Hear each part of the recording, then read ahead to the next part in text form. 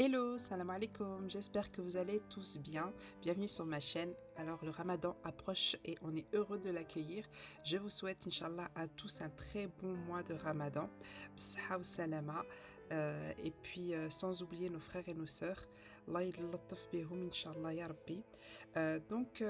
Aujourd'hui, je voulais vous ramener une recette inratable des blairettes. Pour celles qui connaissent, c'est un genre de recette...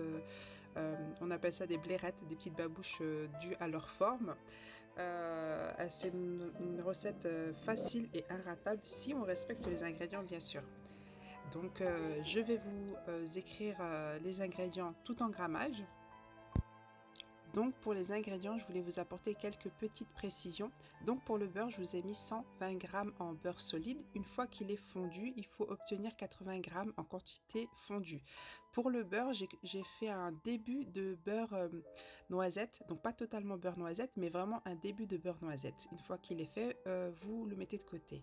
Pour ce qui est de l'eau de fleur d'oranger, dans ma petite théière, j'ai mis 80 g d'eau de fleur d'oranger et 180 g d'eau en bouteille ou de l'eau du robinet. Pour la farine, il faut qu'elle soit tamisée.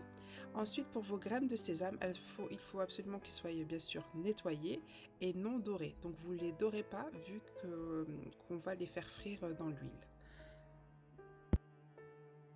Donc nous allons passer au mélange de la pâte. Dans un saladier, vous mettez donc la farine, les graines de sésame, votre sel, la levure chimique. Vous mélangez le tout, vous ajoutez votre beurre, vous sablez bien le tout et vous ajoutez petit à petit votre mélange d'eau et d'eau de fleur d'oranger. Vous mélangez sans trop la travailler, à peu près entre 3 et 5 minutes. 3 minutes suffisent totalement, juste que vous ayez votre pâte bien mélangée. Et vous la couvrez et vous la laissez poser 30 minutes environ à température ambiante, bien sûr. Et ensuite, nous allons passer aux prochaines étapes.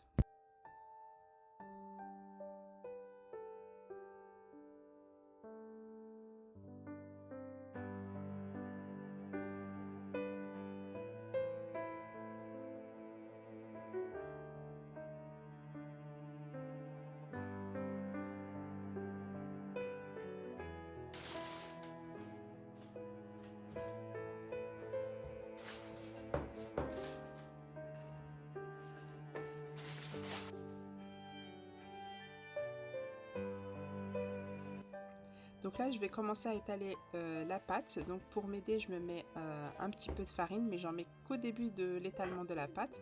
Donc vous aurez besoin de roulettes à zigzag, d'une règle pour la découpe et d'un rouleau à pâtisserie et d'un petit sachet ou d'un petit plat pour mettre les chutes.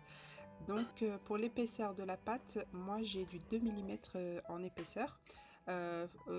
Pas plus, hein, vraiment 2 à 3 mm, c'est la bonne taille pour avoir des belles blairettes.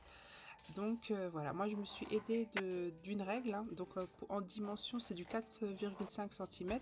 Si vous les aimez un peu plus grands, 5 cm.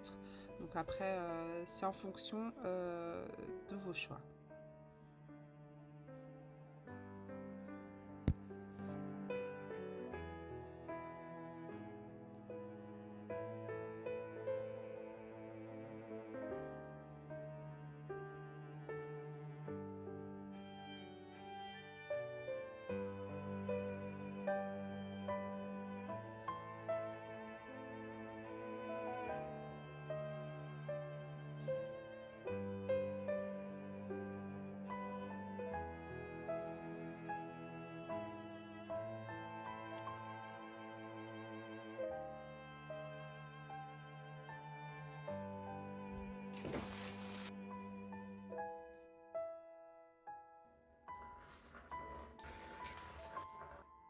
Donc là, je voulais vous montrer les deux différentes tailles des blairettes, une de 4,5 ou 4 cm et l'autre de 5 cm pour que vous ayez une petite idée. Donc une fois que vous avez terminé de plier toutes vos blairettes, vous les laissez sécher minimum 4 heures ou toute une nuit. Et seulement ensuite vous pouvez les faire frire. Donc pour l'huile, il faut que vous chauffez tout simplement bien votre huile et ensuite en mode cuisson, quand vous commencez à cuire vos blairettes, vous mettez votre feu à feu moyen. En quantité d'huile, j'ai utilisé 1 litre d'huile et pour le miel, j'ai utilisé 1,2 kg.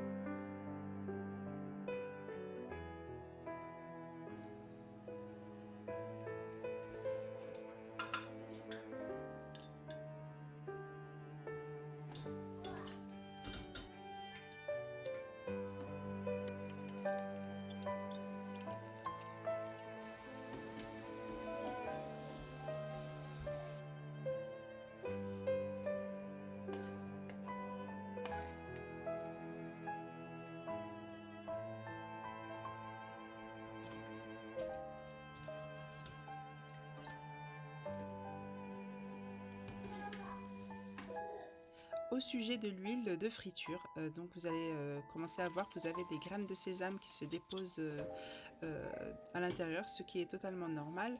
Donc au cours de la cuisson de mes blairettes, je tamise mon huile encore bouillante. Donc si vous faites cette opération là, soyez prudente, l'huile est très chaude. Donc je fais cette opération là beaucoup pour éviter le côté amer des graines de sésame quand elles sont brûlées. Donc je vous conseille vraiment de tamiser votre huile, mais soyez prudente.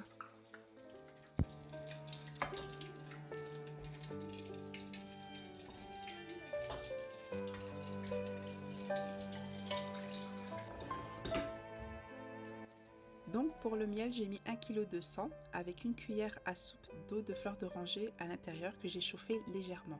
Une fois vos blairettes cuites, vous les faites tremper à l'intérieur le temps que les suivantes sont prêtes et vous faites l'opération au fur et à mesure.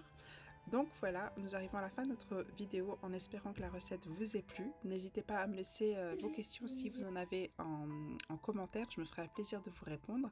N'oubliez pas de m'encourager avec un petit like, abonnez-vous et n'oubliez pas d'appuyer sur la cloche de notification pour avoir les nouvelles vidéos qui arrivent. Je vais vous souhaiter un très bon mois de Ramadan, Inch'Allah, et on se dit à très bientôt pour une prochaine vidéo.